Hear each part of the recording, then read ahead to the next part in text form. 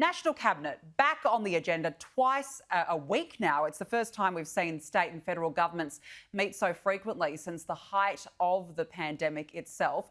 Is this a concession that not everything is going to plan with the vaccine rollout?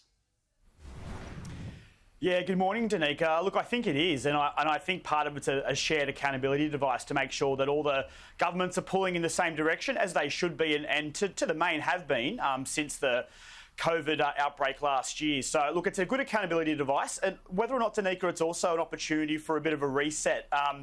Obviously, we know that it's well documented the issues we've had with getting those imports out of Europe, and that's obviously had an impact on being able to roll out the vaccine in Australia. But even then, there's been some disappointing results and numbers, particularly when it comes to aged care and frontline workers as well. So whether or not there's a capacity with these new national cabinet meetings to be able to rejig who's actually responsible for what, because we know historically, Danica, state governments are generally better and more experienced when it comes to service delivery. So maybe the Commonwealth will sort of give the states a bit of a more of a prominent role in rolling this out and getting it right. So when we get those Pfizer vaccines later in the year, we've got a well-oiled machine. Do you think we could see government punished for the delays in reopening the economy, particularly travel and, of course, the rolling out of the vaccine? Yeah, look, it's a really interesting dynamic, Danica. I mean, we know the last sort of 12 months that governments have had a really strong incumbency advantage, and that's played out a number of polls around the country and in New Zealand and, in fact, in Europe as well. And that's, communities rewarding governments for doing well, leading well, and I think that's been the case in Australia as well. But the interesting dynamic will be, as time passes and perhaps frustrations start to grow about a lack of international travel, and there's businesses we know in Australia who are continued to rely on international tourism and our international students, which are such a big important part of our export story. If those things are going to be another sort of 12, 18 months away, there's going to be some frustration. And so whether or not that incumbency advantage could turn around, it will be down to that issues management and that competency, and in the case of the Commonwealth Government, continuing to hopefully roll out that vaccine rollout on a realistic timetable. Yeah, there's so much underpinning that vaccine rollout at the moment, James.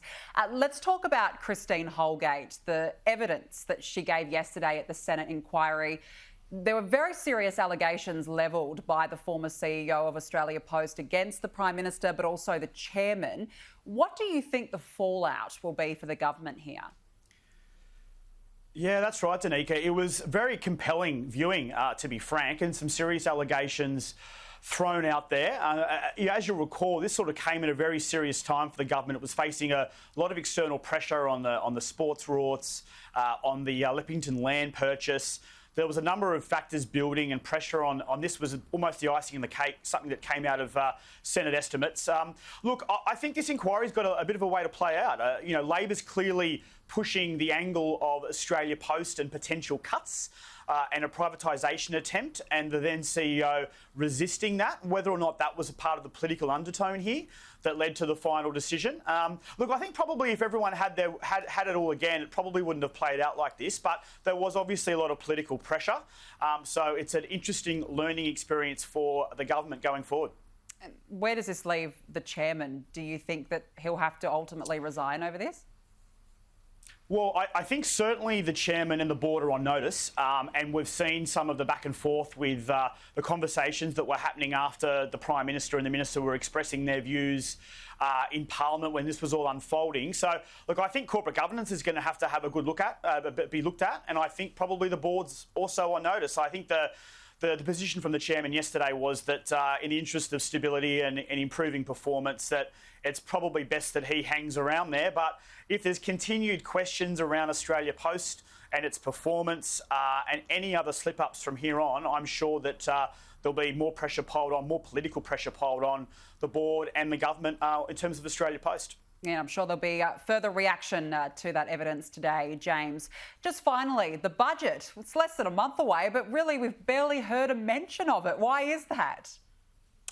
Yeah, look, it's really interesting, isn't it? Because we know, like, the government's had some struggles and the vaccine rollout's the latest thing. We know that budgets are a fantastic set-piece opportunity to reset the agenda and to talk about some big issues and how they're going to be paid for, COVID, how the economic recovery is going. It's a real advantage of incumbency, as we say. So, yeah, look, I'm a bit surprised we haven't seen a few more set pieces out. Maybe we'll start to see that in the next week or so. Like the Royal Commission into aged care, there's some big recommendations, billions of dollars of additional expenditure each and every year.